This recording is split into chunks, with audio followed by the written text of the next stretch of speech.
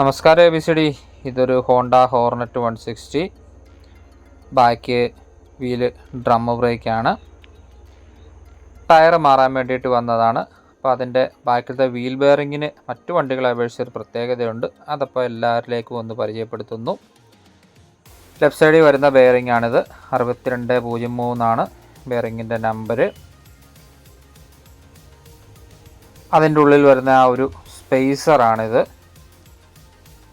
Left സൈഡിനെ അപേക്ഷിച്ച് ഉള്ള പ്രത്യേകത എന്ന് പറയുന്നത്, ഈ വാഹനത്തിനുള്ള പ്രത്യേകത എന്ന് പറയുന്നത് 6203 നമ്പറിലുള്ള ബെയറിംഗ് തന്നെയാണ് വരുന്നത്. മറ്റു വാഹനങ്ങളെ അപേക്ഷിച്ച് ഈ ഹോർനെറ്റ് വണ്ടിക്ക്, റമ്മോ വണ്ടിക്ക് റൈറ്റ് സൈഡിൽ 2 ബെയറിംഗ് ആണ് വരുന്നത്.